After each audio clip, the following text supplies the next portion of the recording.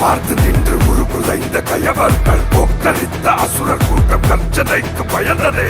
நதிகள் மண்ணில் உருளுதே, கூறு போட்ட குருதியோட சிம்ம ரூபம் பாரு, அரிய நாட்டம் சோறு.